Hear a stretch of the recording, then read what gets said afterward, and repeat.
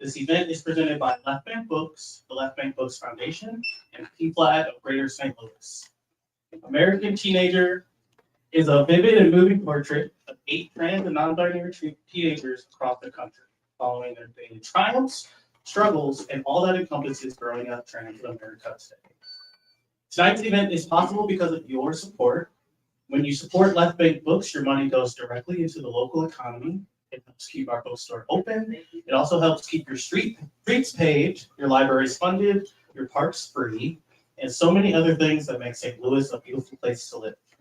I would like to thank you for shopping local and supporting this event. We're also so happy to be producing so many great in-person events this fall.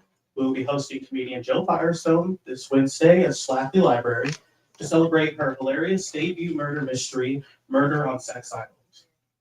And next month, we will be joined by Esme Sines-Smith, author of middle grade fantasy series, Sir Callie and the Witch's War. It will be on September 27th for our authors at Tower Grove Friday nights. And next month, on Thursday, October 23rd, you can see Kim Chi discuss Kim Chi Eats the World, 75 recipes fit for a drag queen. We have a full calendar of events on our website, so check them out and help us support even more great authors. About tonight's book. Media coverage tends to sensationalize the fight over how trans kids should be allowed to live. But what is incredibly rare are the voices of the people at the heart of this debate, transgender and gender nonconforming kids themselves. For the groundbreaking new book, journalist Nico Lang spent a year traveling the country to document the lives of transgender, non-binary, and gender-fluid teens and their families. Drawing on hundreds of hours on-the-ground interviews with them and the people in their communities, American Teenager paints a vivid portrait of what it's actually like to grow up trans today. From the tip of Florida's conservative panhandle to the vibrant queer communities in California, and from the Texas churches to mosques in Illinois, American Teenager gives the readers a window into the lives of 8 teens who, despite what lawmakers might want us to believe, are truly just kids looking for a brighter future. American Teenager is a national bestseller and a 2025 Stonewall Book Award nominee. And a little bit about our speakers tonight.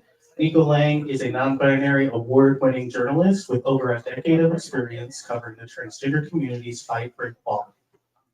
They are the creator of Queer News Daily and previously served as the deputy editor for Out Magazine, the news editor for Them, the LGBTQ plus correspondent for Vice, and the editor and co-founder of the literary journal In Our World. Their industry-leading contribution to queer media has resulted in the GLAAD Media Award, 10 awards for the National Association of LGBTQ Journalists. Lang is also the first ever recipient of the Visibility Award from the Transgender Legal Defense and Education Fund, an honor created to recognize their impactful contributions to reporting on the lives of LGBTQ people. Tonight, Nico will be in conversation with Adam Richardson, who has a diverse background in community programming and communications management and marketing with a focus on creating inclusive environments and engaging content to build strong community connections. They are a deep canvasser and St. Louis equality organizer for Promo, Missouri. Promo is a Missouri. If you don't know, Promo is a Missouri LGBTQ plus public policy and advocacy organization defending the community's rights and fighting to expand protections for more than 35 years.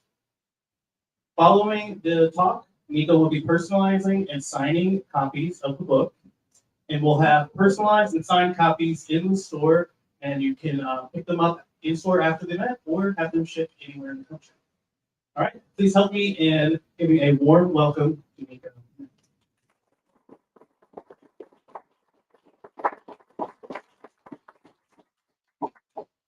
Hello.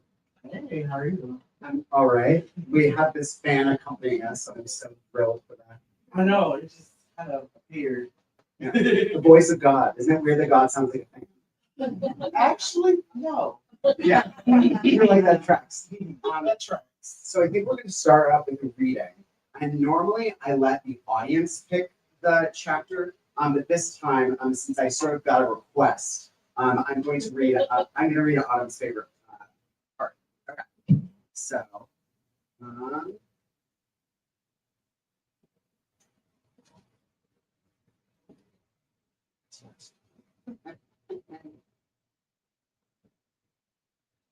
Okay, slide. All right. So sometimes authors will read their entire chapter. That's psychopathic. Just excerpt, like it's gonna be fine. So I'm gonna take you all into like what we're doing here. So as you got from the very long intro, I'm so sorry. I spent a year traveling the country to document the lives of trans youth in 7 different states. And in order, I'm really bad at doing them in order, so we'll see. South Dakota, Alabama, West Virginia, Texas, Illinois, Florida, California. Yes, they did it. And my goal was really to essentially write a fly on the wall documentary. Like my background isn't in writing.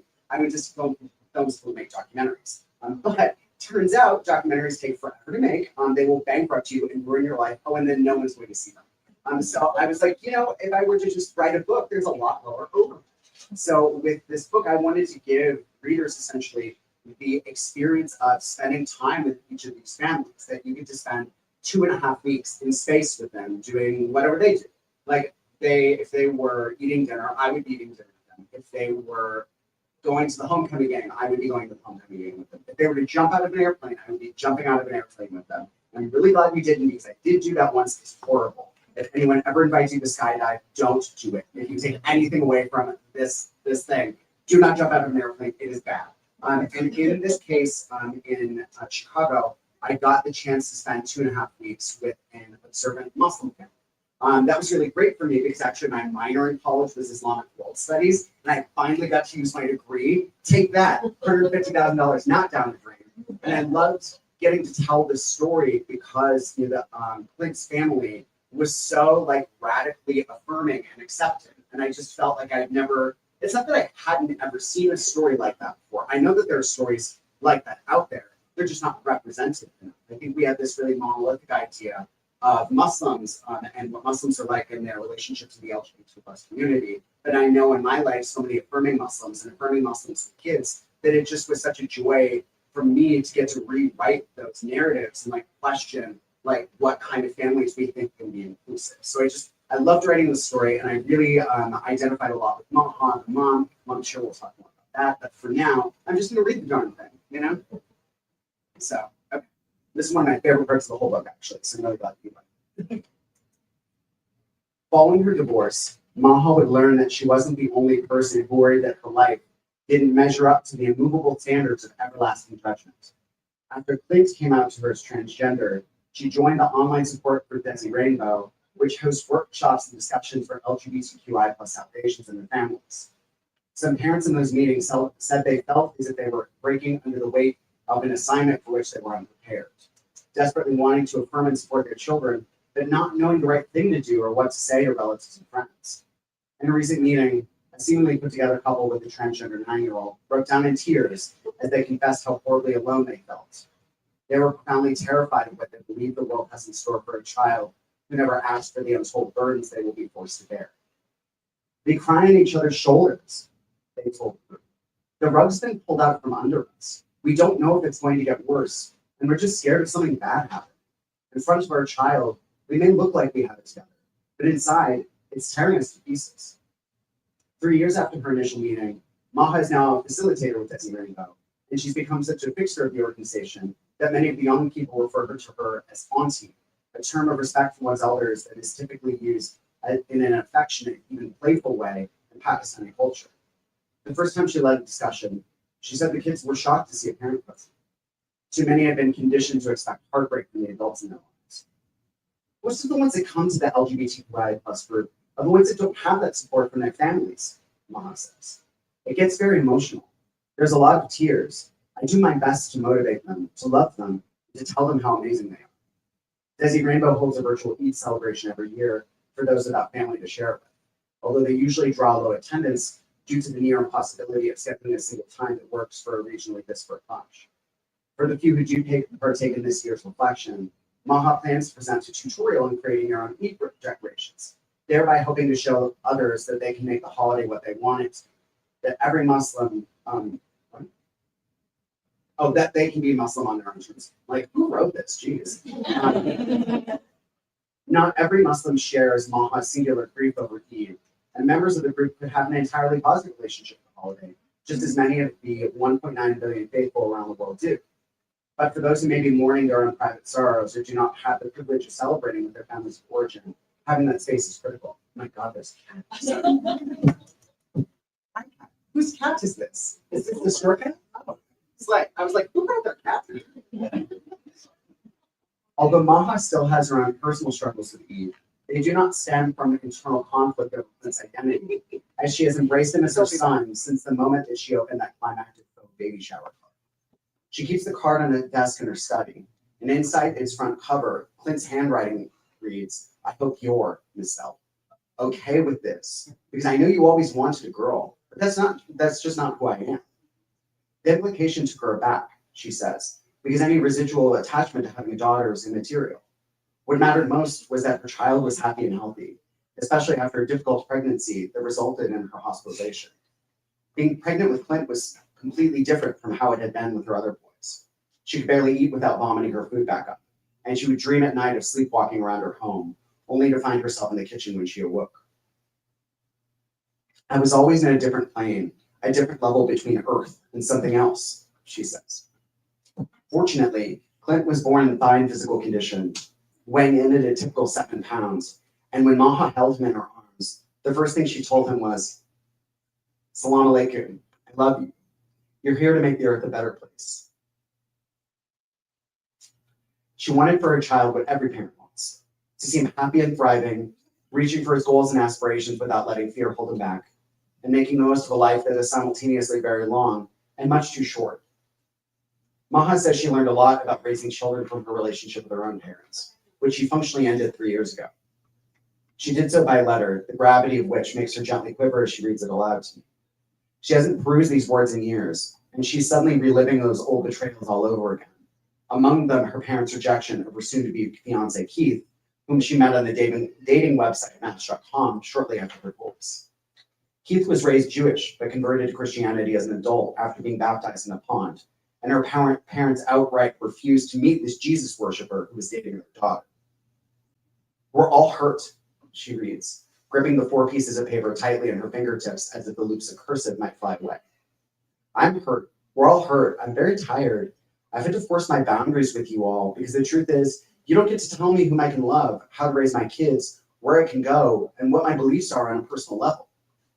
Before writing the letter, Maha had visited her father and begged him to accept her relationship, lying recumbent at his feet as she asked for his forgiveness or merely to demonstrate even the faintest flicker of paternal compassion. Even as Maha's mother pleaded with him repeatedly to hold his daughter, her father had walked away from her, leaving her to sob on the floor. What Maha is still learning, even now, is that there's nothing for which she needs to apologize. She has a wonderful life with a kind man who cooks for her every evening, and children who bring her incredible happiness. She loves the person Clint has become since that day in the hospital, where she first wrapped his tiny body in her own, the gifted artist whose portraits of wheat fields so impressed his middle school teacher that they called personally to deliver their adulation, the wise philosopher who teaches her as much as she does him. She says her youngest son reminds her of a poem from the early 20th century Lebanese-American writer Khalil Gibran. "You are the bows from which your children as living arrows are sent forth." As a mom, I don't want to have control over every little aspect of my children's future, she tells me. It would make my relationship with my kids miserable. You don't get to plan for them. They're from you, but they're not you. If I did what my parents did, that would destroy me as a person. I would never be happy. I can't imagine doing that. We're going to end there. If you want to know how it ends, you're going to have to get the book. Thanks, everybody.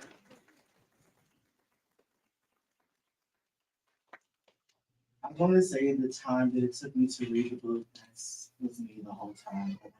And I had to stop and like process what I was taking in. Especially if you've ever felt there's something in adolescence where you really get this grip of being other. I feel like sometimes you forget what that feels like as an adult. And the book was a reminder of that time. And I think that was a great show of how talented of a writer you are to capture that time of adolescence where you really don't feel fully seen in a way that isn't dismissed by adults often. One of the first question I had, one thing that stuck out to me was that each story was so really different, somehow the same, and you really were intentional with laying out in detail the extremities as well as the joy moments in each story. I want to know, because some of the stories really, some of the families were in real time experiencing this. Did you have to orient your energy in between in between writing and recording each one? I mean, I didn't really have a lot of time, to be honest. Like, this book was like, I was just thinking about this, that how late I started it, because I was telling somebody, asked me the other day, when did you start the project? And I was like, oh, I started it in blah, blah, blah, blah, blah. And I realized, no, I started a year later than that. And I'm like, am I allowed to curse? Is anybody against cursing? Okay, pro cursing, cool. I was like, Jesus fucking Christ, I wrote it in that short amount of time, because it really was like go, go, go. From the moment like that, like I pitched this to my agent and we got the families on board, it was very like, we've got to make this happen now, because we had a really hard deadline. And it wasn't just like, you know, a publication date, it was the election, because we were trying very hard to get it out before the 2024 election, because the naive hope is that things would go differently. That I would do such a fabulous job writing this book that everyone would be like, discriminating against trans kids is terrible. We should make different decisions. You can probably guess that's not what happened, unfortunately. But it just meant that I didn't have a lot of time to like self-care, processing anything, like any of those like normal like boundaries I would set. Like I was doing this in real time too, and I was figuring a lot of this on the ground, because I've been doing this work for a really long time, right? I've been an LGBT plus journalist for over 10 years, and I sort of specialize in we'll say like a trauma beat, I guess, essentially. Like I work a lot with people who have been through really serious crises, and we have to like work them out in conversation. It's kind of like a mini therapy session. And I've been doing that for a really long time, and that's become really normal to me. It's a lot easier for me to talk about like the worst thing that's ever happened to somebody than like, I don't know, the sports scores or something. I don't even know what normal people talk about anymore, you know? I'm just like, let's get into it. Let's talk about, you know, your like biggest emotional trauma, you know? So I had a lot of skills to be able to do that, but I'd never done it like this before. I'd never done it like in person with someone with 2.5 weeks straight with like no separation, where we're there every single day. Because I think people don't realize sometimes like the process of this. Like, I'm gonna pick on you, for example, because you're right here. I'm so sorry. So imagine you are one of the subjects of this book. I would be interviewing you every day for 2.5 weeks for like an hour and a half. And we'd be going over everything, the good stuff, the bad stuff, in between stuff. Because I'm essentially trying to like download your entire life in order to make a succinct narrative out of it that will make sense in 40 pages, right? So it's a lot of just like emotional processing that we're both doing at the same time. And I've never done anything that level of intense before. So this was really tough. It was really tough on all of us. It was really tough on the families. Like, I'll be honest, like Jack in Florida, because she'd so recently gone through so many of those traumas, she was experiencing like PTSD there with me while we processed it together, because she'd never really done that before. She hadn't had that opportunity. And now we're sort of like doing that together. And there was this day she just sat in her room drinking tea and just shaking like all over her body, because it was the first time she'd really let herself think about the things that had happened to her and like what it meant and what it felt like. Because before, it was like this box that she'd shoved under the bed, and she knew she'd get to the box eventually, but she's like, I'm not ready for that yet. And then suddenly we're just like rooting through the box together and just throwing stuff everywhere, right? So it was a really intense time. And like I don't want to overemphasize my own pain, because it's like not about me. But like at the end of this, I felt really horrible. I always think everything is COVID. Like somebody could accidentally smack me in the face with the door, and I'd be like, "Ow, is this COVID? Do I have COVID?" So I was feeling really terrible, and I went to the doctor to just be like, "What's going on, doc?" And he was like, "Oh, well, okay. Well, the good news is it's not COVID. So slay. But the bad news is your blood pressure is 160/100, which if you don't know, thank you for that. If you don't know what that means, I envy you. That's bad. That's like getting a D in blood pressure. They legally were not allowed to let me leave until my blood pressure went down. And I often tell that story not just as a sign of like what this process was like, but I think for me, as emotionally intense as it was, I always think about the families that like I was just there with them in this for 2.5 weeks. You know, I'm not living in it. You know, I get to leave. For them, like I wonder how their bodies are doing. So many of the families I know, they've had to flee the country or they've had to move or they've had, you know, really serious crises happen after this. And I just always wonder what's their body going through right now. If I were to talk to their doctor, you know, with some hip loss, what would they say? One thing that I found surprising, and it isn't the reason to go buy the book, is that you would call it out in the acknowledgement that when you pitched it, it was like, this is not going to sell. Yeah. You know, which is something I've heard oftentimes in literature, even when you wrote about how you went through a draft and had like, different people kind of read it, even then it was like, yeah, this might not get off the shelf. Like you might be wasting your time. What made you continue to like push and make sure you got this out? Yeah, sure. That's a great question. So do you remember those many moons ago we had to do, well, you didn't have to do it, it was elected.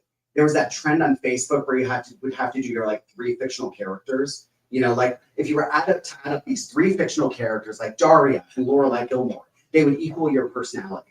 In the past couple weeks, I've come to realize that one of my 3 characters is a lady Terminator. I'm just like, when I am focused on something, I don't care what it is. I am focused on it. I will do anything to get that goal. So the moment I decided that this book needed to exist and the families wanted me to write it with them, there's nothing that you could have told me. Like I was going to get it out there no matter what. Like I was going to Lady Terminator my way into making this book happen. And on top of it, it's just like, that's why I've done this book tour the way that I have. Because I don't know if people are aware of this, but this is my 100th book tour stop in 11 months. You guys are lucky enough number 100. Congratulations, everyone. Look under your chairs. But it's just that. Kylie what 100 names. What? Ask Kylie what 100 names. Oh, sure. Yeah. It's probably a thing. She's into magic numbers. It's like an angel number thing. I don't know. Like witchcraft. But like, I just have been so intent on proving them wrong. It's one of the reasons that I like put my like everything into this book. Like every single trick I've learned as a writer, everything I've ever learned in my life, I was like using tools for this I didn't think I would ever need to use before. But I just had to make sure that it was the best it could possibly be. And with this book tour, I've had to make sure that I'm putting it out there as much as I possibly can, because I need them to be wrong. I need to show them how wrong they are. Because it wasn't just that they didn't think that a trans book would sell. It's like I heard really wild things, like one of the publishers, I won't say the name of, Macmillan, but who can say really, told us that the book wasn't realistic because none of the families rejected their kids. And I'm one of those people that, if you see Pretty Woman, that scene where Julia Roberts like goes back to the store and it's like, big mistake. That's like me as a human being. The easiest way to motivate me is to piss me off. And so many people pissed me off, like pitching a book like this and pitching a book that I knew was so important. Because it's not about me and my ego, it's about these kids' stories. It's about getting people to listen to them. And having so many people tell you there's no audience for that and it's not important, it just gave me like a fury that I feel like will like animate me for the rest of my life. Like I will spend the rest of my life, not just after I tour this book like 3 times, but like I'm going to keep finding a way to tell these stories no matter what anyone tells me. Because I know they're important because they're important to these kids. I'll read the lines. When reading it, I said to myself, there is a strong possibility for the next 5 to 10 years this book could be banned. Yeah. And it's one of those pieces of literature to that point of, I think it is probably one of the first times I've read about the existence of trans and non-binary folk, whether it be young or old, in such a way that really encapsulates the humanity of us as a people. Yeah. And what I found incredibly brilliant, even with some of the young people like Kylie and Micaiah, That like I don't want to be reduced down to this simple existence where propaganda is trying to make it seem like this is my whole life. Like, you know, to some of them like their whole life was not fully about being trans. Yeah. So much of the story was rooted in like I felt seen by my loved ones. And what stories of I was loved while hearing about a young trans teen finding love. Like for somebody like myself, I just turned 30 a week ago, and I was a teenager in 2014, 2013. I know to some of y'all that's like, what are you talking about? But for me, it's like that was actually a healthy amount of time ago. And I don't even think, and I said that because I don't think people understand that, like, even in the sense of 10 years, I couldn't even imagine the amount of bravery it was. Because 10 years ago, if a journalist wanted to talk to me about being Black, queer, non-binary, coming out North City, I'm like, who are you? How did you find me over here? But to see that and to just have that, it was so powerful and it was so grounding. Are you? Do you? I guess I was asking, do you have any fears after publishing this book, especially when so much of our story, as we know in the past few weeks, Donald Trump really wants to attack Smithsonian to change the narrative on the history of African Americans and our enslavement. And I can even see now that this is one of those things that like they don't want this type of story to be told. They don't want people to know. They really don't want to hear the voices of our young people. And I just want to know your thoughts. Like, do you have no? Does that come to mind when you were writing it? When you saying like, I'm putting a target on my back? Because you were in Alabama, you were in Texas, like you're in some really intense places, and somebody who worked for promos. You know, during those legislative sessions of 2023 and 2022, those were hard years. Missouri, we had a ban to be implemented in 2023. So all this had like, did you feel like you're getting a target? Are you afraid of this being out now? Yeah, of course. I mean, I just the event that I did right before this, we literally just came from that earlier. My wonderful friend Angel gave me a ride. Thanks so much, Angel.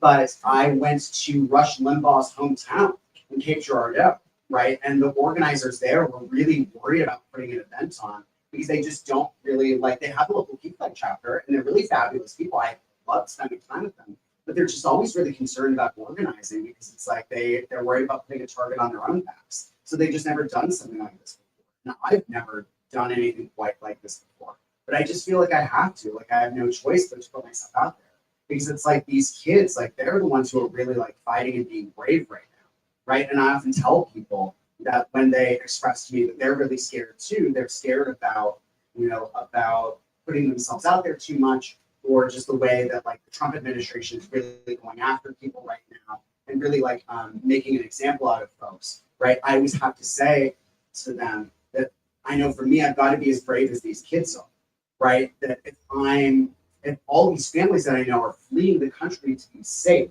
and I'm still here, I need to do whatever I can to make this country safer for them, to make sure that they can return someday if they really want to. I have a feeling they probably don't want to. And they're probably like at that place. But like, I have to do my part. I saw Gypsy with Audrey McDonald in New York recently. I know the name is problematic, but that's what it's called.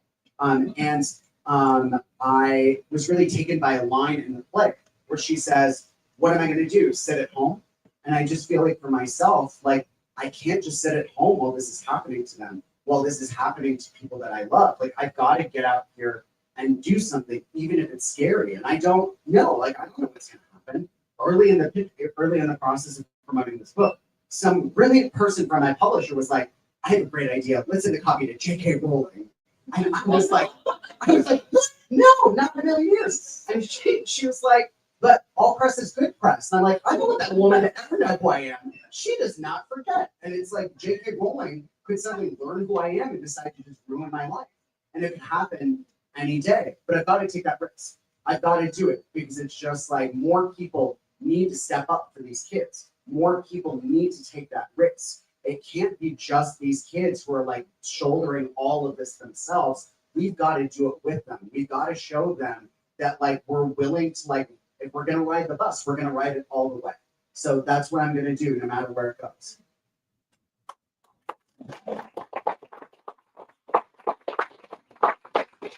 So many of these kids are being robbed on more than one front. And a reoccurring thing that I found with a few was poverty. And I hearing some of them say like I missed on having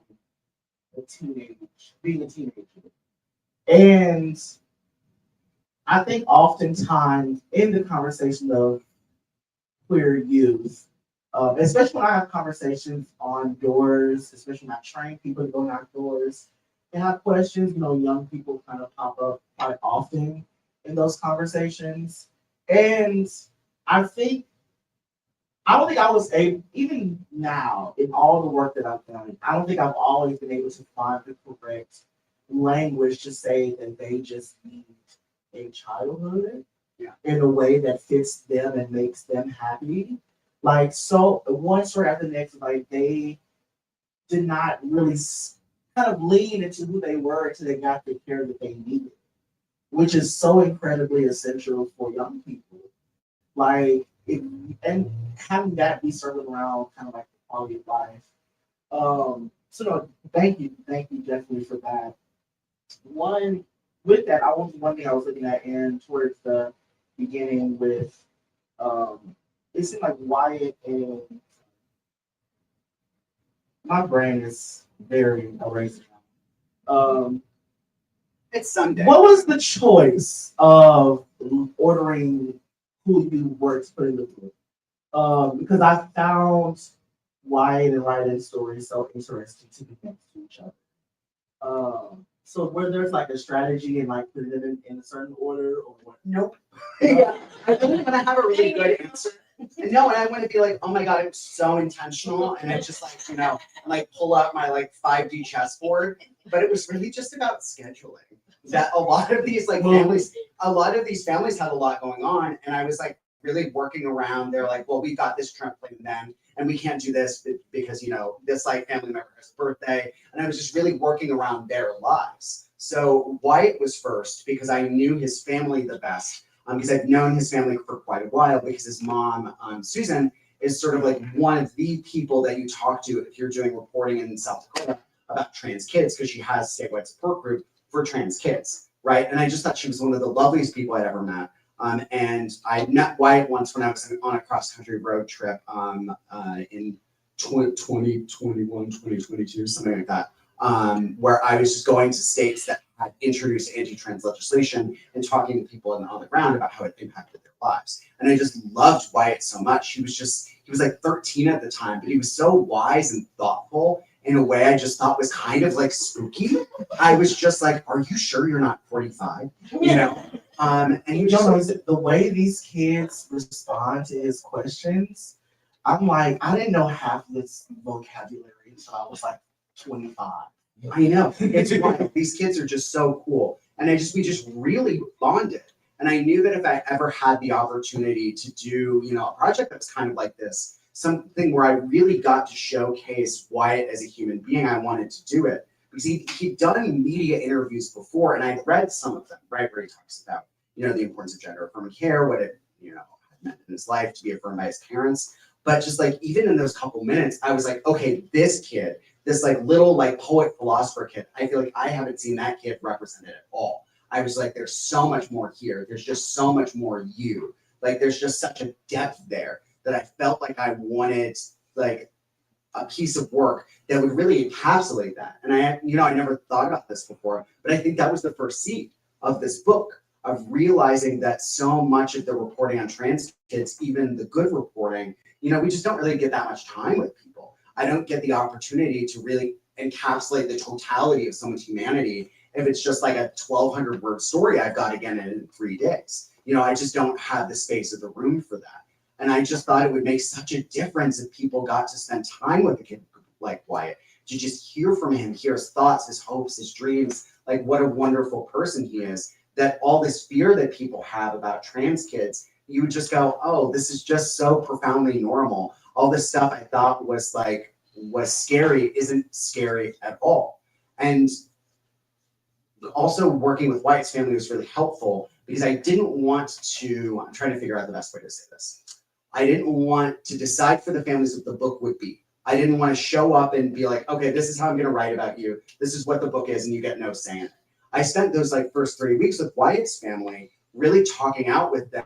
What should a book like this look like? You know, what feels important for you to say? How do you think of it should be structured? What do you feel like hasn't been expressed about trans kids that you feel like really needs to be? And it was a very collaborative process. And really over those 3 weeks, you know, we workshopped together what this book would look like. And I needed a family that I felt like I really trusted and that trusted me in order to be able to have that kind of like holistic discussion, because I'm very not afraid of conflict. I'm probably the least conflict averse person you've ever met in your whole life. Recently, like I just asked a friend to essentially like read me to Phil, and the whole time I was like, oh, okay, interesting, tell me more, right? And I was fine with doing that, but I think with the family, but I think you just had to have somebody that you knew would be really honest with you, that you knew would really like give you good advice. And then from there, I think all the stories just flowed, you know, that through Wyatt, it really gave me a lens of how to tell the other stories in this book. And I'm glad that the order worked out the way it did. Like, I think sometimes I refer to, there's in Schopenhauer, who's this really great philosopher, he sometimes talks about that if you look at the course of your life, that it feels like it was being guided by an invisible hand, that there are all these like disparate events that kind of seemed unrelated. But if you look at it later, it feels like there was sort of a web or a pattern there. And I felt like it was very much the same way with this book, that a lot of it was just like happenstance, but it almost feels like it was meant to be this way. It was meant to like work out the way that it did, because I love that every chapter adds new layers of complexity. That Wyatt's story is, I think, the most like what you might expect a trans kid story to look like in this book, and not like in a bad way or a good way. It's not really a value judgment. I think he just has like, and I say in the book, has a very almost like quintessentially Norman Rockwell-y kind of childhood that I like very deeply wish I had. And I just think that with every chapter, you add new intersections on top of it. You add new like variables. You add things that maybe the reader wouldn't think about going in. And it just does a really lovely job of building on that. So all of this, it was a total accident that it happened the way it did, but it was just like the happiest of all possible accidents. I feel like if I did this 1,000 times over again, I would not get nearly like this lucky again. I think it was just like, I'm not a meant to be person. Like, I'm just not one of those like, everything happens for a reason. Sometimes things do not. Fans, right, do not happen for a reason. But I think this book happened for a reason. Like, all this happened for a reason. I asked that because your writing style is so intentional. Like, I can feel you being choice with your words and how you're describing scenes. And I'll never forget reading in Ruby's story. That's one of the stories that I felt so much like joy in, and like loving the community and seeing that was a faith leader. And then I got to the part of you're going with Ruby's mom to the state capitol, and like that's when things began to sober up of like how they kind of created this world, and like I can tell that you were just kind of going with what was happening in front of you. I was keeping an eye on the time. I want to know really, when I got done reading it, I had a bajillion thoughts. And as a person that's non-binary and still young, so my memory of being a teenager is still fairly fresh compared to people older than me, I really felt seen. And I really hope that other people can take that away. But what is something you really want people to walk away from American Teenager after reading it? Yeah.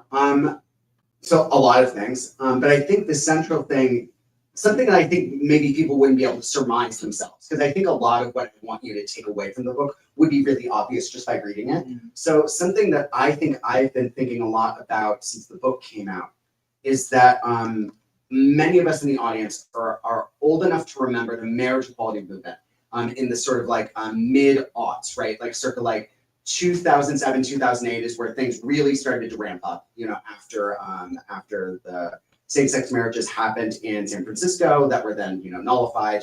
And then they're fracas in California and Massachusetts and, you know, all these things. You know, that's when we were really like building the momentum for the fight. At the time, the main discourse was that we deserved rights because we were just like everyone else. Like our love is the same as yours. Our relationship is the same as yours. Love is love, same love, all that Macklemore kind of stuff, right? And I know it sounds like I'm throwing shade, and maybe I'm a little bit because I'm just always kind of throwing shade. But I do have a lot of respect for that. Like I have so much respect for like the elders who came before me in this movement and like how much incredible work they did. Like Jim Obergefell has like done like 3 of my events now. He's now like, I consider him like the godfather of this book.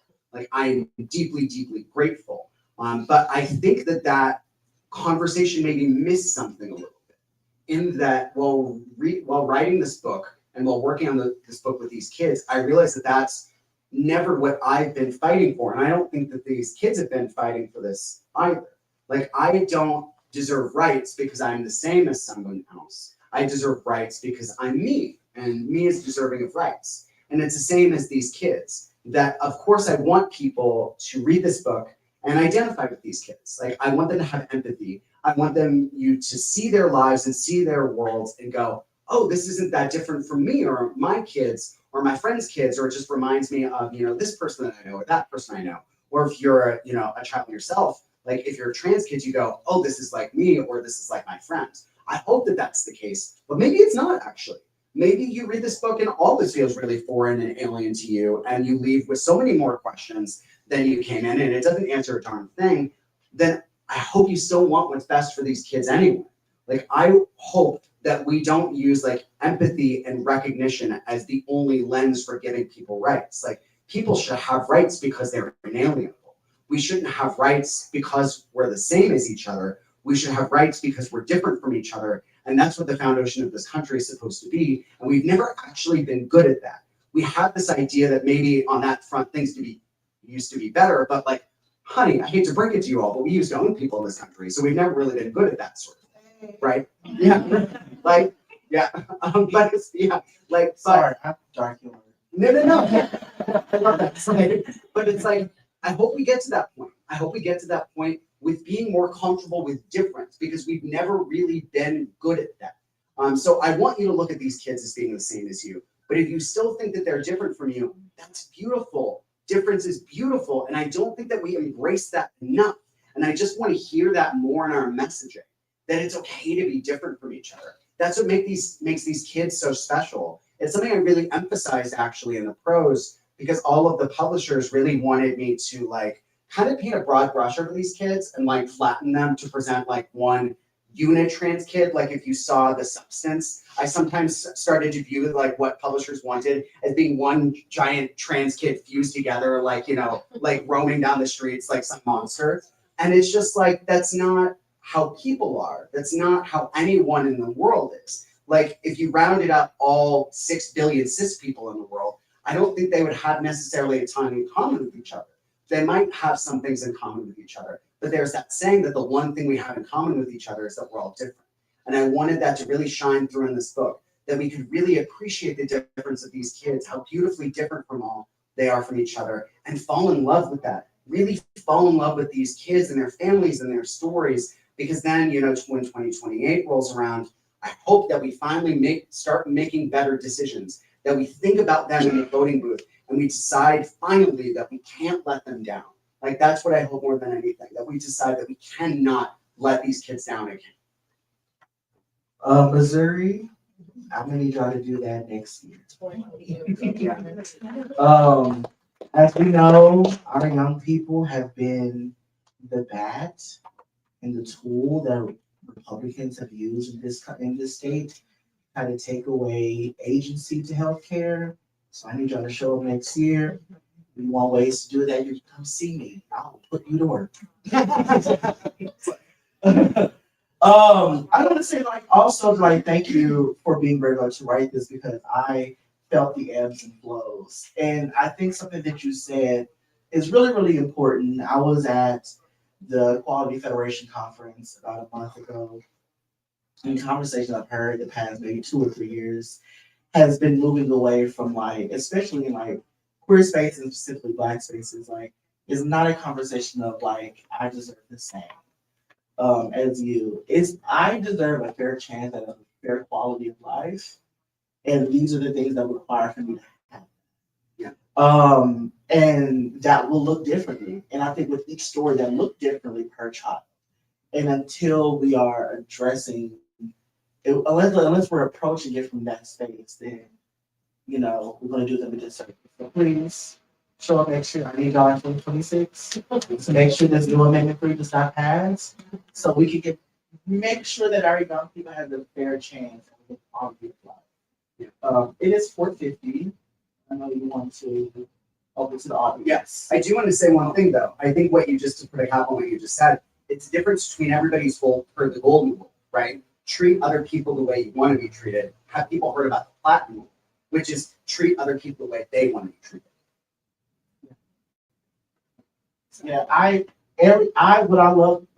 when I knock doors and talk to adults who don't even have children, talking about trans kids, one thing we always ask, like, have you met somebody that's trans? Have you met a trans kid?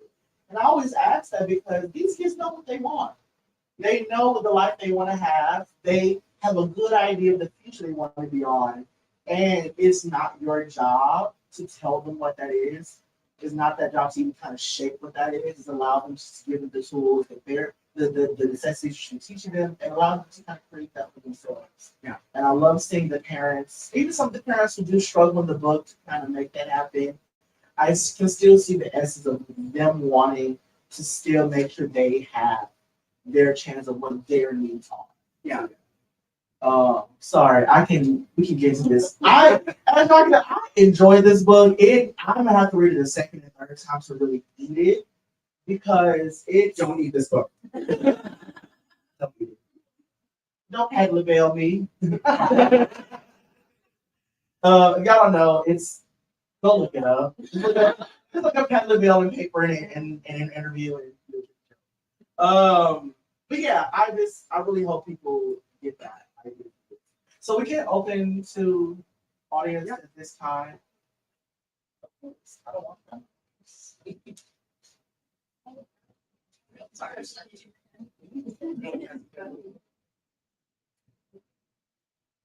How did you find the families? Sure. I found a lot of friends, essentially. In that I've been doing this work for a really long time. And I knew a lot of families already. So I asked for referrals. I asked families that I know well if they knew families who had really great stories that they felt like had never shared them. Because I grew up poor, so I'm very into the concept of value.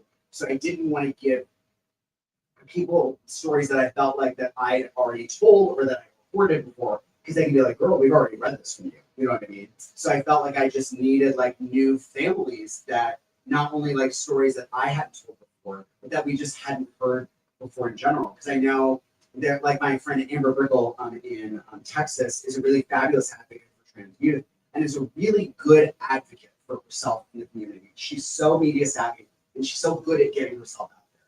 I wanted to find families who weren't as good at that, right? They didn't know necessarily like what reporter to call or something like that. So I asked around, like I asked every family that I knew basically, and I asked a lot of advocacy groups in different states. Like I emailed Promo, I emailed Equality Florida, I emailed Equality Texas, like everybody I knew, just being like, do you have a family that you feel like would be a really good fit for this? And I kind of over-interviewed people.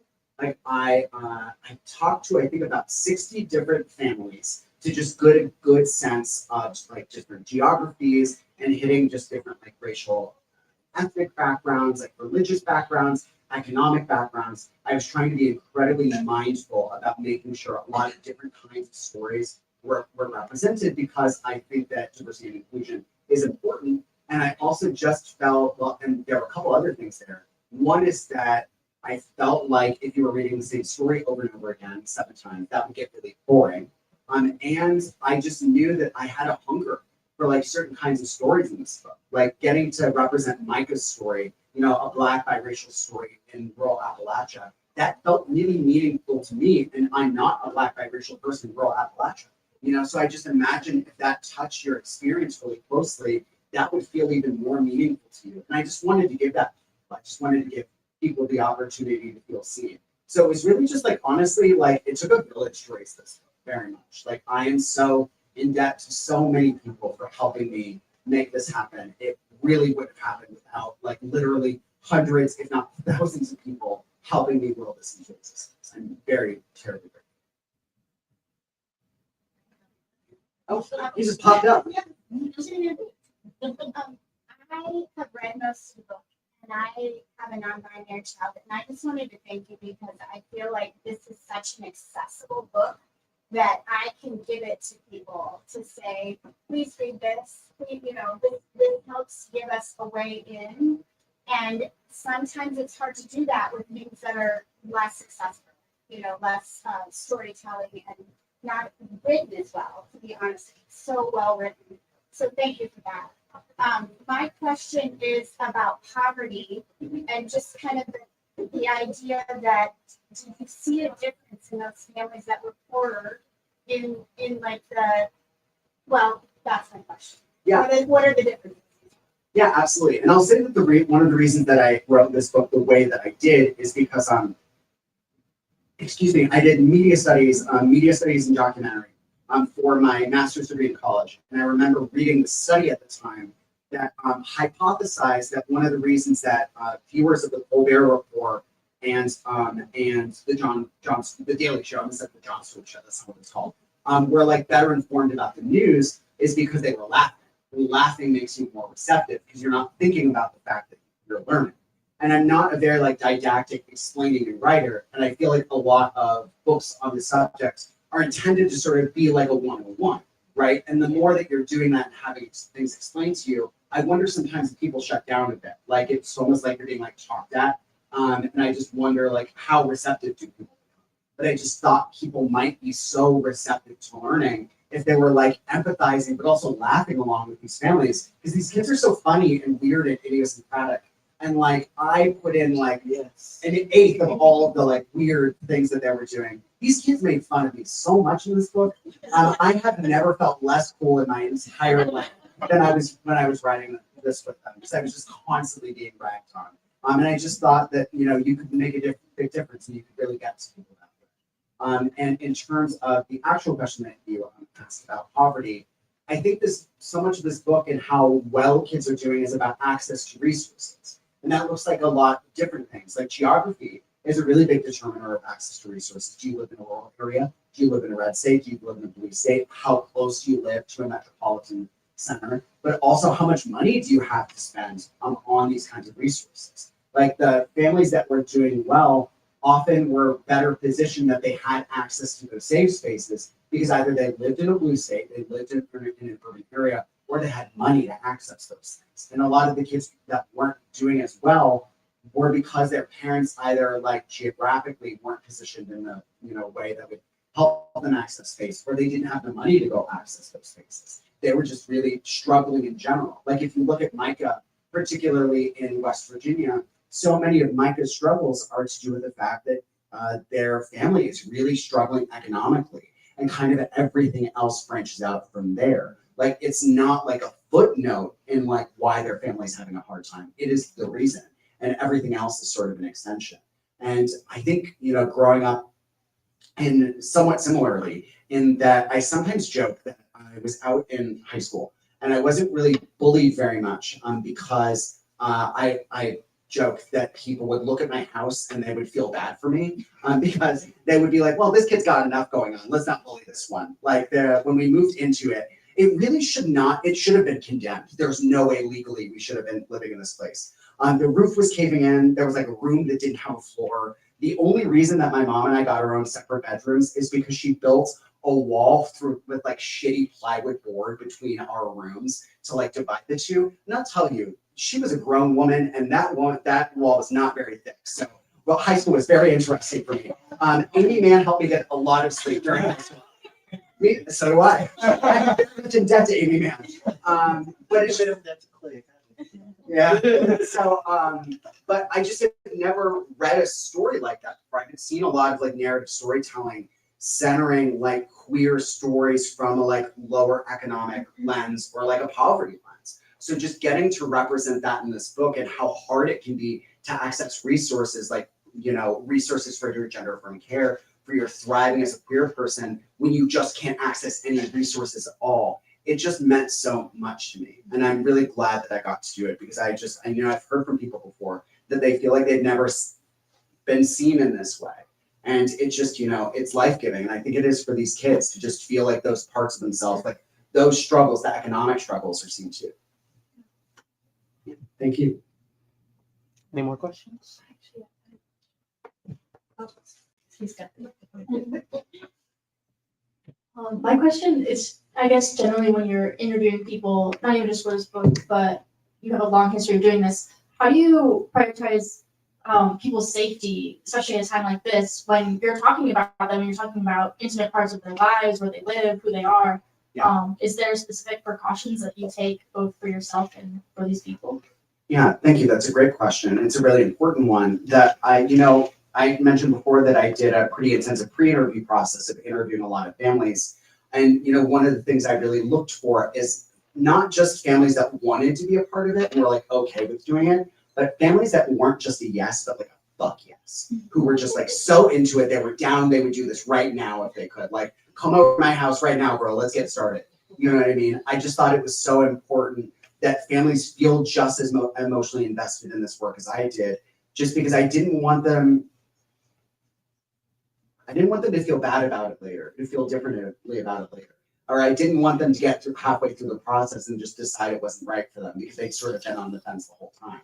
Like all the families were just very into it from the outset.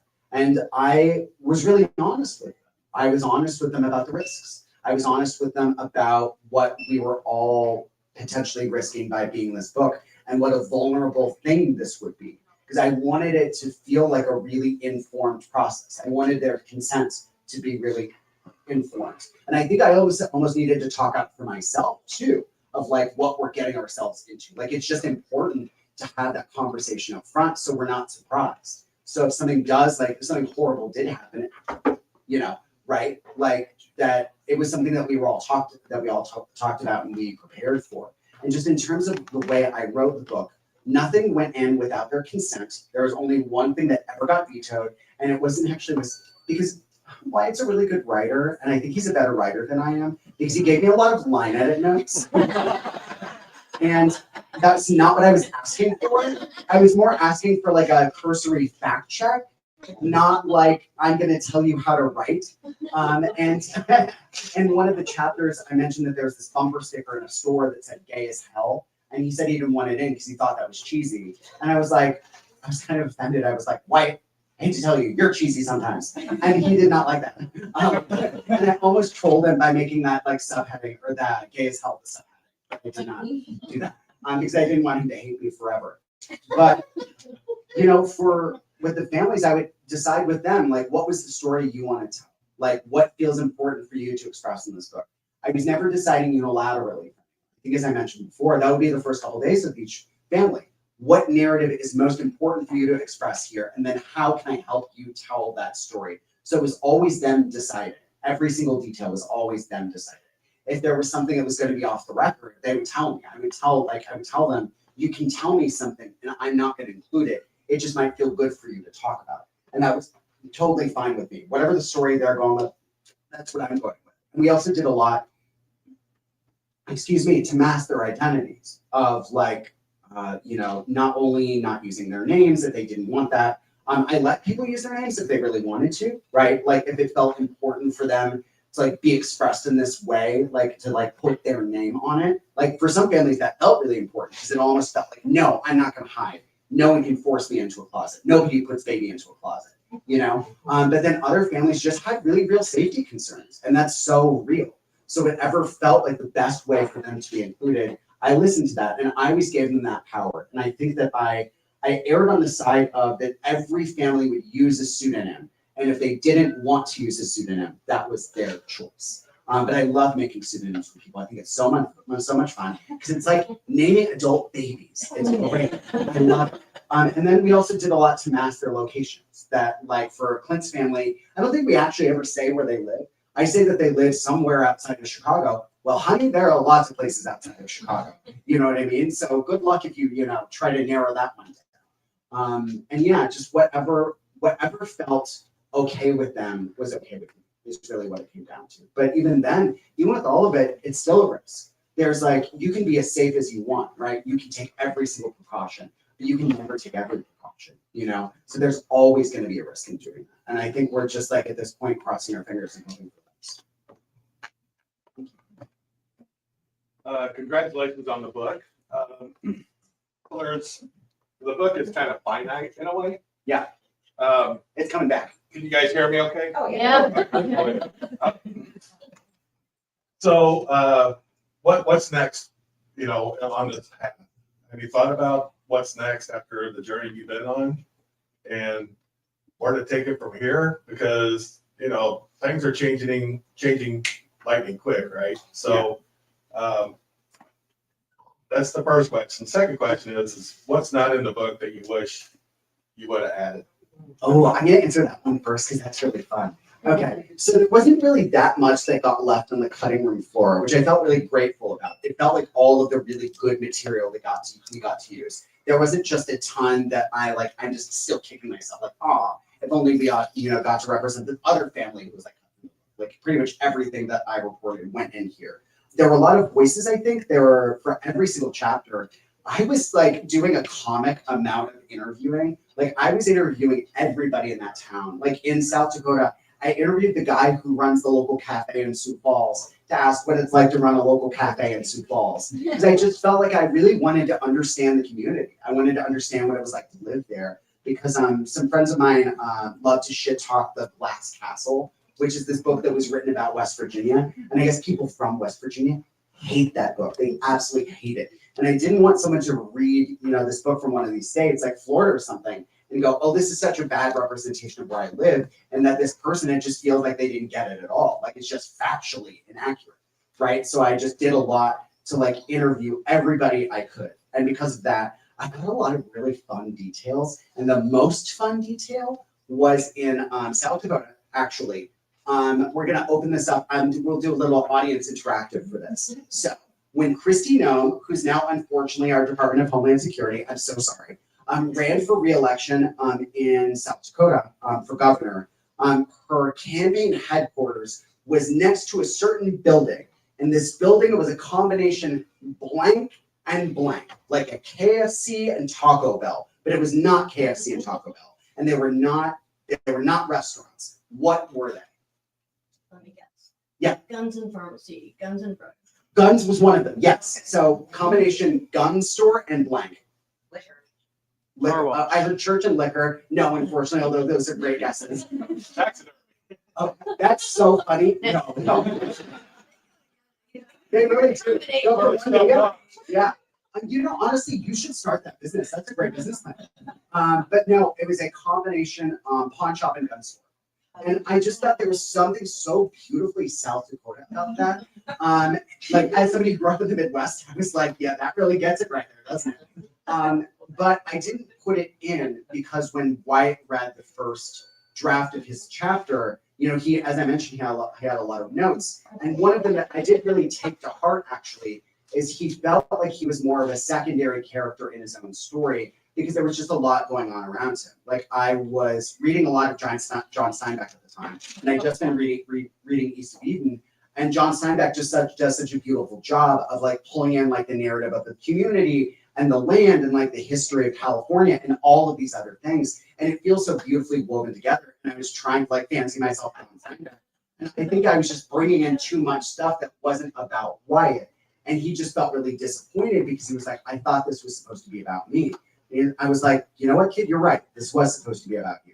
So I cut a bunch of stuff. I cut anything in that chapter that wasn't specifically about Wyatt or that I felt didn't in some way explain his character or who he is. I started to really examine this book or think of this book as what it should have been all along, which is a character study of these 8 kids, right? And every detail in the book that didn't in some way tell me about who they are, how they exist in the world got cut. So unfortunately, the pawn shop had to go. It breaks my heart every day if there's ever a deleted scene sort of thing, on the old DVDs, right? They would have the deleted scenes. I will put that in right away.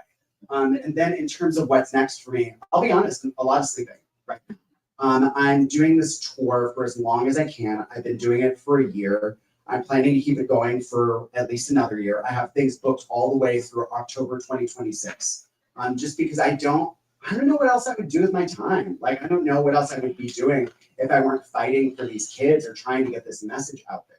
Because it just feels like, and I hear this all the time from trans folks, that it feels like all their allies have really decided to sit this one out. right? That cis and straight people have abandoned them, and I'm neither of those things. But I just feel like now is not the time for me to just like peace out and stop talking about this. To be like, well, the book's already out. I did my part. Like, I've got to keep doing this. I've got to keep fighting. Like, I've got other projects that I want to work on eventually. One of which is about my great grandmother. I'll give you the short version of this because it's actually really fun. Last year, my brother and I did our 23andMe, or I did my 23andMe. He did his ancestry, because my father is the exact kind of person you would think has a secret kid out there. And we'd always been like, we have this conspiracy theory that we have a secret sister, and we joked about it for years. And we wanted to find out if we had a secret sister. No, that wasn't the thing we found out. We found out that my grandfather, who is Italian, was not Italian, he was Black. And he's been lying to everyone for a very long time. And then it turned out that my great grandmother was this fabulous old Hollywood flapper who was just like doing like constant like mischief in like Southern California, was at one point in a bisexual throuple with a Japanese painter. At another point, yeah, I know. In Greenwich Village in the 40s, I'm like, what life, honey? Yeah. And then another time she made up a fake marriage. Oh, this will be another fun one for the audience. She made up a fake marriage to a German guy who was a famous actor at the time. And it was splashed all over the papers that she married Jesus from the Passion Play, which was at the time, it was like this, like, he was this Anton Lang guy, which is how I get my last name, was one of the most famous people in the world because of this Passion Play. And it was like, oh, you know, weds, blah, blah, blah. And it was in all the Hollywood papers. What was the problem with that? Why was this man very not eligible for marriage at the time? Anyone? Already married. Great question. No. Anyone? Dead. He was dead. He had been dead for many years. And I love that. I think it's a total slay. And I've been trying to figure out how to write her biography, because I think she might be the funnest person who's ever lived ever.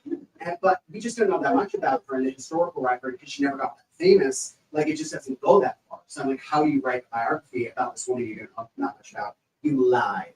So I'm going to make up a book about lies about my great grandmother. And I'm so excited about it. It's going to be so fun. And I'll get to that eventually. But, you know, right now, I got to focus on this. Like, this is very much like the thing. Like, I've got to fight for these kids as long as I can. And then I can sort of figure out the things. Also, I have to ask, is that a bear t-shirt? No, you have no idea what that means. Oh, did you also know that's like a bear paw print? It's like a thing for the gays. They're right. You know, it's like a big burly man who likes other big burly men. So, it's a big thing. Hey. Now that it created pandemonium, do we have maybe one last question? One last question, and then we'll go to the sign. It's more of a permit, I can save it. Anyone have an actual question? No? No. Okay. I think this person has a question. It was more share. Oh, okay, we'll share it. Well, I was just thinking, you were talking about how when you interview people, you interview all kinds of different people from towns and everything. If you still have all those notes, I feel like that's another fun, because, you know, Provo has this, you know, we're queer and we live here going on. Like, you could do a book like they're queer and they live in your place. I mean, I just Maybe, I just wrote this one.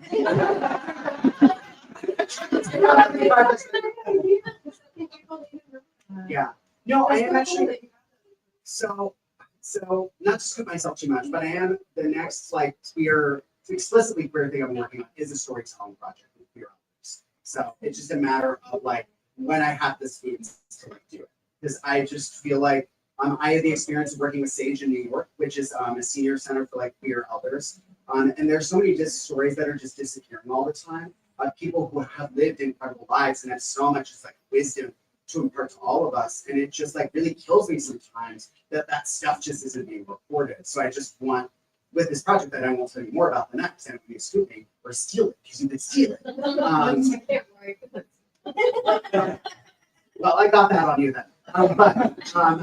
You know, I I just feel like I want to report that. I want those people to be remembered in the same way that like these kids deserve to have their stories remembered and thought of. The same thing for like your elders. Almost on stage. So yeah, I want to get one story at every stage for strategic reasons, because then you can get local media. Yeah, well, I found it because I like pitched a story like on this to like the Seattle Times after the book came out, and they're like, "Sorry, we can't cover it because there's nothing local Seattle." And I'm like, "What do you mean? This like affects every like kid, like trans kid throughout the country. That's insane." But I just feel like next time I've got to be smarter, so they can be like, "Sorry, there's no Seattle story." And I'm like, "Well, here you go, Seattle Times. Snub me now." We're gonna start the signing line. So we'll be signing at the table over here. If you could snake your way. Can I say one last thing about the books? Because most authors don't do this because they're shy, but they should. And you've met me, you can tell I'm not shy. So most people think that authors are like really rich and we have a lot of money now that we just jump in our like Scrooge McDuck piles of money. I can tell you that's not true. You can look at my bank account. It's like a Jordan Peele movie in there. It's very scary. One way to support me and the future of this kind of storytelling is to buy a book tonight. I looked at the laws in Missouri. You don't have to buy just one book, actually. Did you know you can buy as many books as you want? You can buy 5, you can buy 10. There was a woman that I recently bullied into buying, I talked her up to eventually buying 20 books. And I don't know what she's going to do with all of them, but that is not my business. And I was like, well, my thinking with that is that you've got, like, I feel like everybody in this room, you're here, so you kind of already get it. But think of all the people in our lives who need to hear this, right? So I always love when someone's like, well, I'm going to buy this for somebody in my family that I feel like is like on the fence or kind of wants to get it, but just isn't there yet. So just remember the power of that. Like, and I also just feel like if we want to prove that a book like this sells and to get more stories like this told, like we need to then make sure a book like this sells. Because here's the thing, I write in the book, I don't want this to be the last book like this. My hope is someone rips me off. My hope is that 100 people rip me off. And there's so many books like this that people are tired of it. Like, oh my God, another book about trans kids accurately representing their experiences. Ugh, geez, you got 12 this year, you know? Because I just know there's so many stories out there and I want people to feel seen. I want them to feel heard. And the last thing is that by buying a book, not only can you do all of that, but you can also help me get revenge. Because when I set off on this tour, our publisher told me to set my expectations low for these events because they said only about 30% of audience members buy a book if you're lucky. And I was like, 30% of audience members buy a book. Low expectations. What are you talking about? I've had high expectations my entire life. That's why I was single for so long. I'm not about to change now. So that's a long-winded way of saying the doors are locked. You can't leave until you buy a book. And if you think that you're going to get out here without buying at least one book, I've got surprisingly fast little legs, and I will chase you. No one's taking me up on that, but I've always thought that would be really fun to chase someone down the block. So, you know, we'll see how it goes. Yeah. And I just want to say thank you so much for doing this, and thank you all for being here.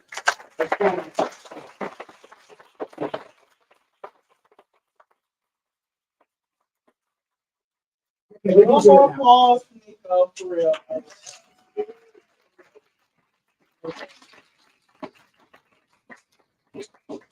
All right. Buy a book.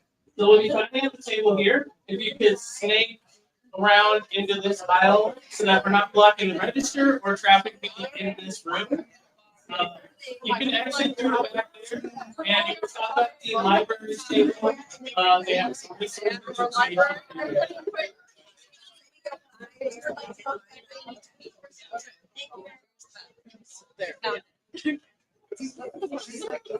I'm gonna go check for it. Am I the trash person? I don't know, because you are. Anytime if someone's like, Where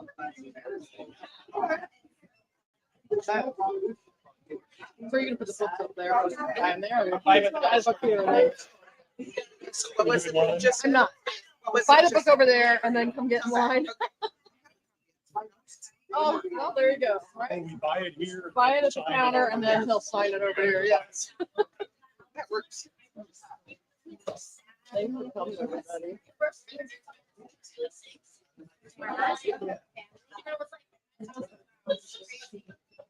Well, I can say St.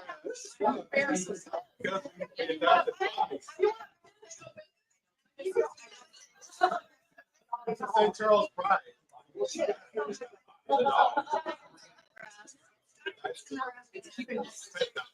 Yeah.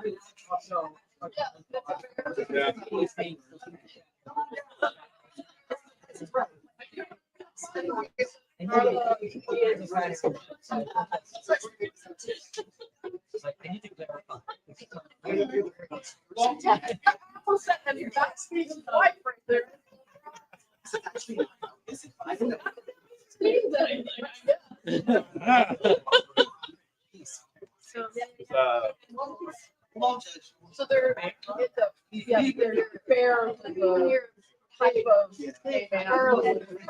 I already told him. You already got there. Do I have a sign on it?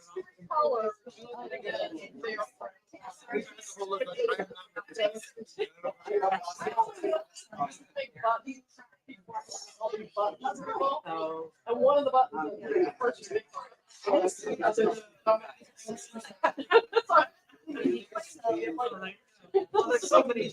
There are. Exactly. Yeah. You buy it over there and then get in line.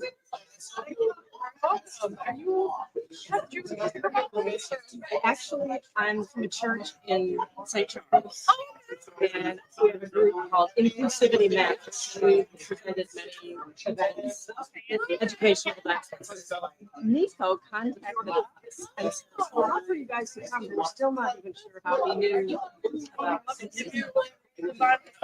Like St. Charles, so if you ever well, need and, anything from us, or and you probably know some of the folks in our group. I was James gonna say Sophos probably. and Katie Rome and some of the folks at our church.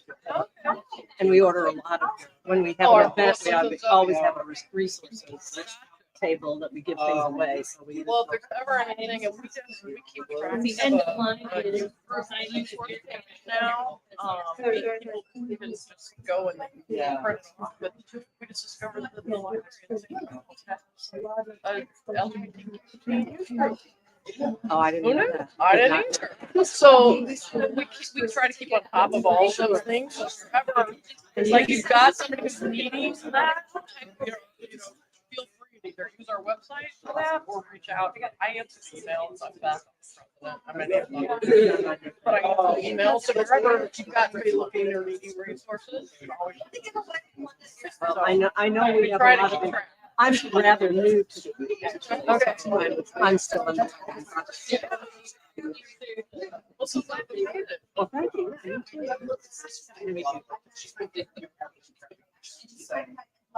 So you're like the first person to.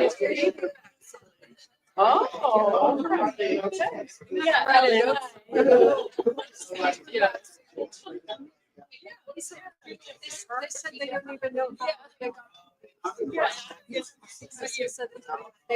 Yeah. Oh, really? So he doesn't know how to go? Will you just go buy 6 copies? Because I want 2 for each meeting. I'm in line for the next. 6 copies. All right. Yeah, thank you. Sorry.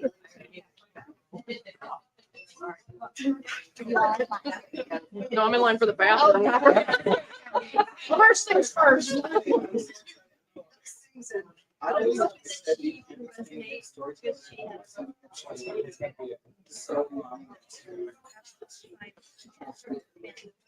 And it sounds incredibly trying. Does that?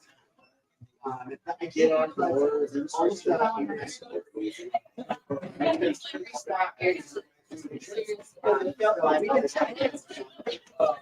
It really feels like No, it's perfect.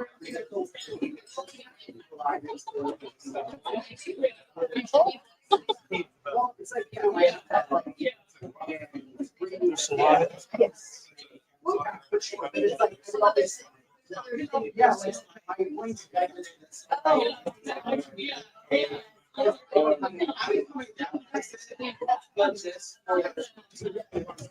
Yeah, it's like the way I got here. Yeah.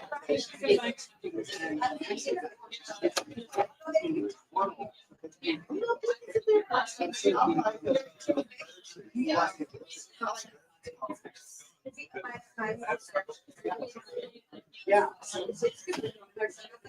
that's right. Yeah. Yeah, I will. Yeah,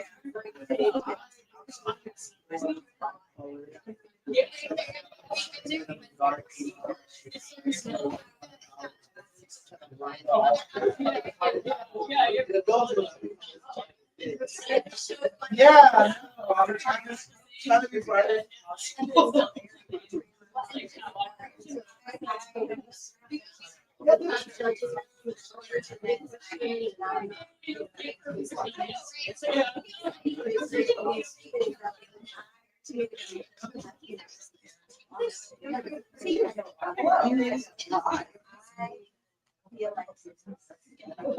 Oh, yeah, you looked through it.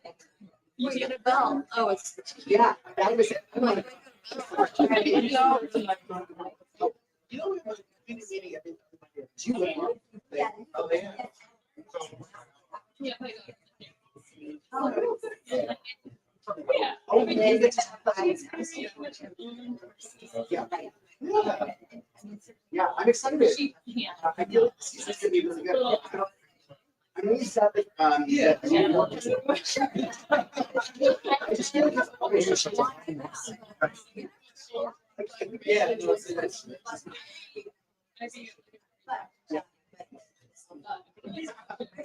Yeah, me too. It's so nice to see you again.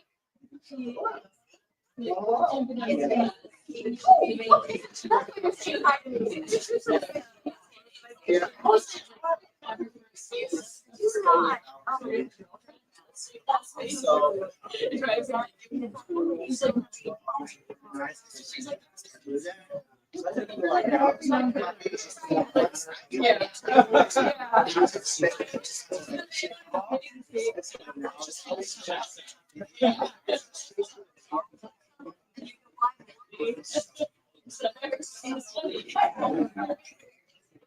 Yeah. Now we're in. So Jane. I'm going to do personally that. Watch. No, I don't. I just, no, I feel like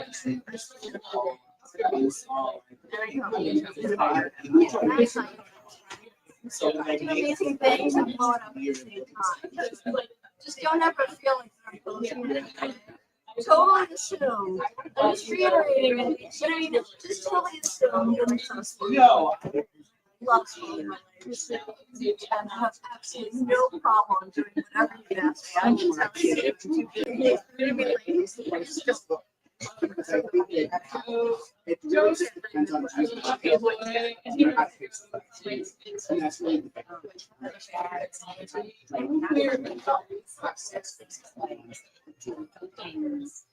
so at least this. That's another category. oh, it's nice. Oh, it's super easy. Call me and I'll walk you through it. And it'll take you 5 minutes to tell you. So you follow my 15-minute filter. You can be right. Do not waste your time. Yeah, because I'm serious. Thank you. And then the other thing is, if it's gonna take a long time because of, just, it's one of those things you just don't need to do more than once, like those thoughtful things. Feel free to jump on me, because it'll take me a minute.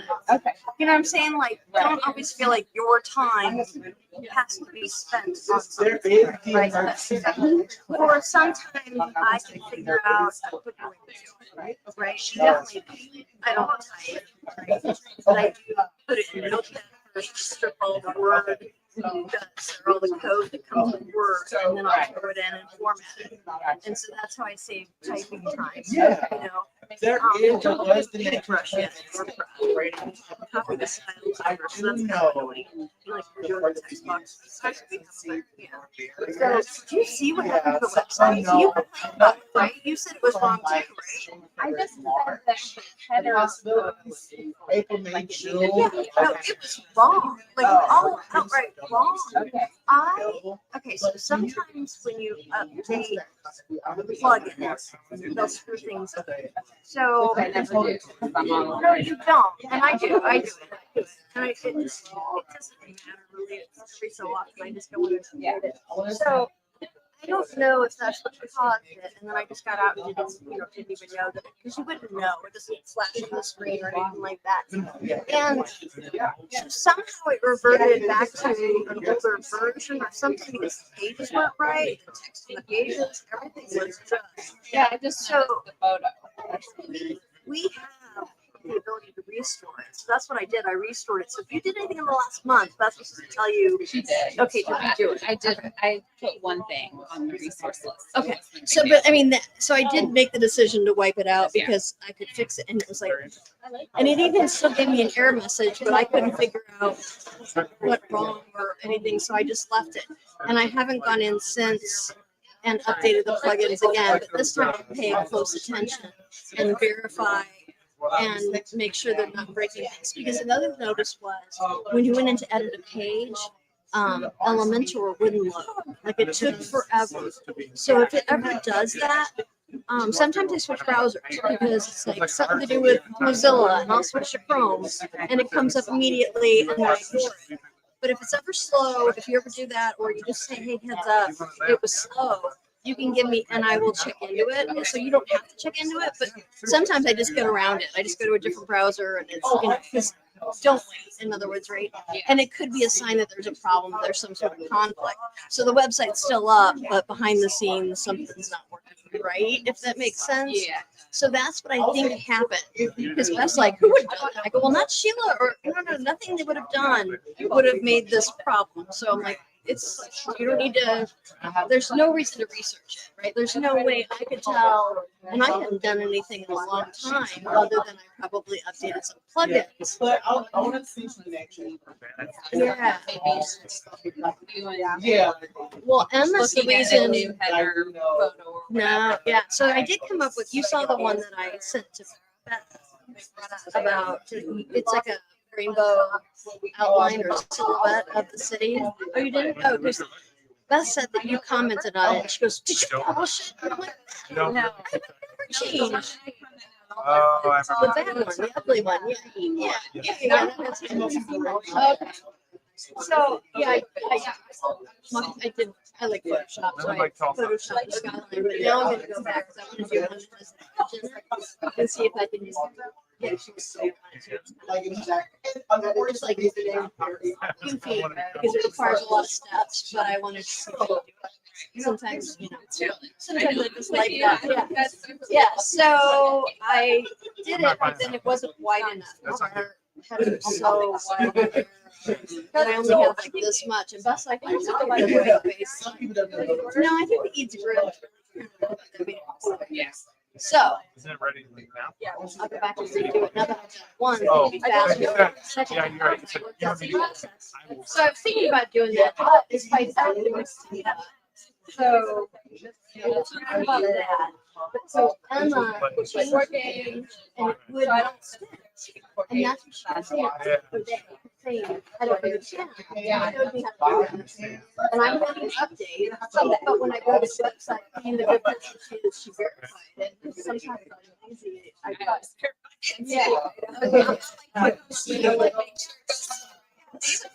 the link, yeah. I check links, but like if I change a word, I'm so overconfident in it. That day, I mean, if she has like a check it, and so that's why I knew something was wrong. I didn't know what was wrong.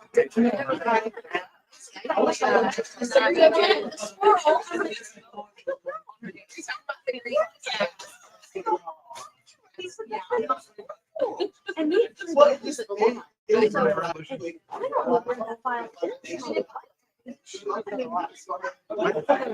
But I assume it's not. That's a difficult one. I was trying to.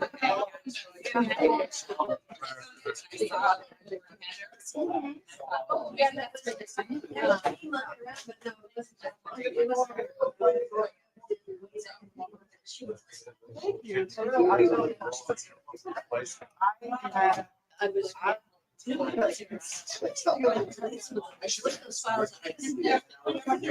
All this kind of stuff up there, and it takes no loss. It's like kilobytes. So it's like space per second. So I need to go.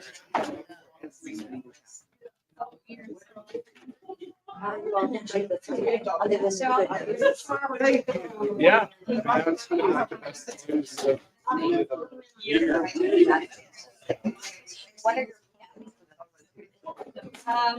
can now, well, so now that I have a visa, I can work in whatever job I want, which is amazing.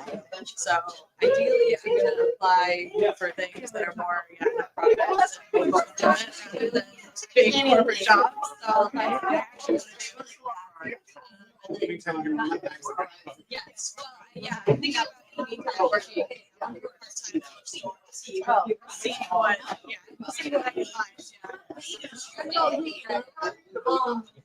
Yeah, I just need enough to kind of get me through the next couple of months of being traveling to like 5 different weddings. So, yes, I'm kind of like, it's not even worth getting a full-time job until.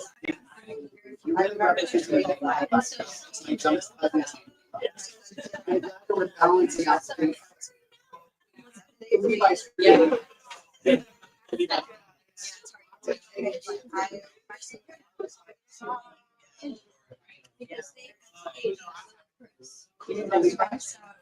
Yeah. Oh, yeah. That's I mean, it's just work. I don't know if that's. Well, I think that's, I should really. It's her grade. I'll see what I can do. So. No. Some of them are Actually, there's no generational difference to be able to. So they're all. And I'm told I can draw my. You can.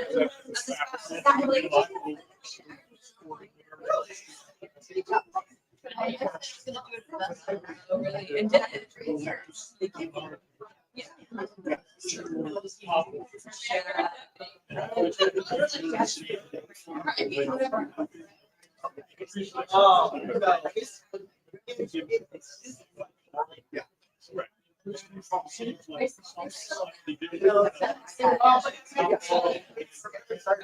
What's so good? It's like, yeah. and like, it's even knows this stuff. You know, Oh, trying to go. growing up, it just like, you know, like, it's not. And I think they're always to be like, you know, people are kind of learning that are still like, a lot of girls like that.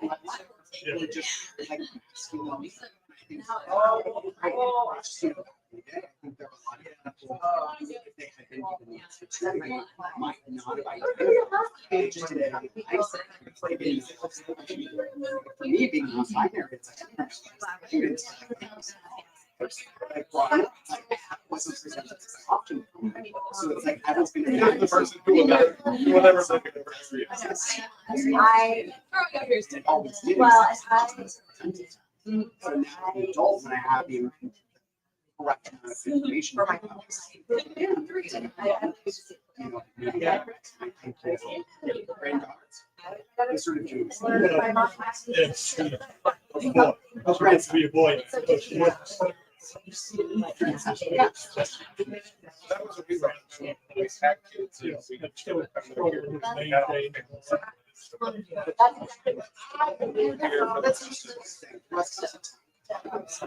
now it's like, you know,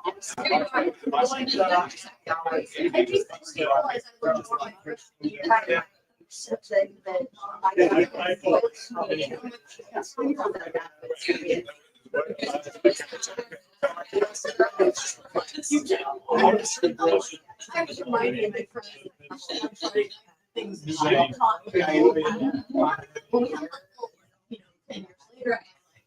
Uncomfortable and maybe a little.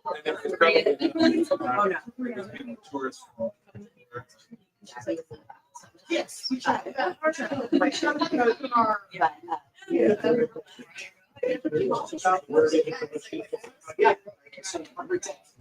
Hello, how's it going? Yeah, always say.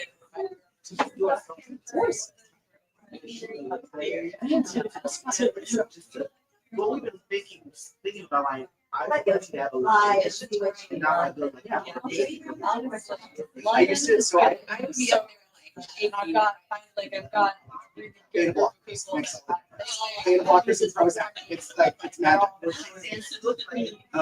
No, okay. Well, I don't need it now. I got beta blockers. For me, it's like, I interviewed my friend Fozzie, she's an actress. And it was about like we were Muslims. There is a difference. Right, like doing really process both this thing, right? And there's not. At the end of our interviews, Yeah, amazing, it's going. engaging. And then my student. Business going on with that Oh, Oh, she didn't. oh, you mean But she said. yeah, I get, that's exactly how I put that. Yeah, she said. It would be so great. And so doing these kinds of talks, I really had to remember, like, you got to deliver this. Because I can say, I can be the most interesting person in the world, but I'm saying it in monitor. So it's like, you got to very much like theater. You've got to perform.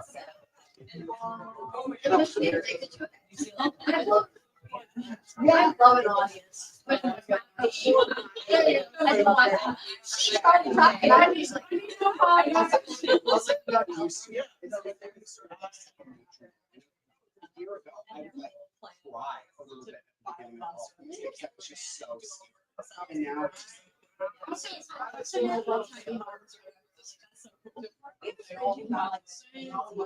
they're not the same. You spend workshop your material, like you learn what audiences like, what people respond to when you say it.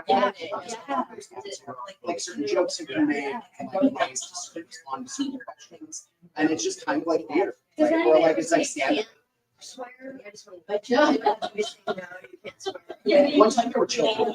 Yeah, like real children. And they really talk about it. Well, the most that was taken out, I was like, I need this mic.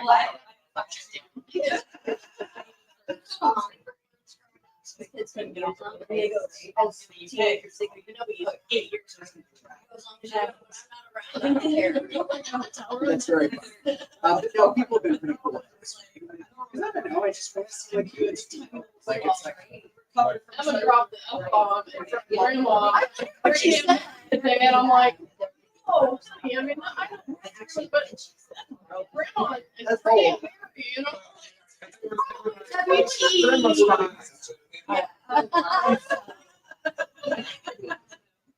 Okay, let's do it here later.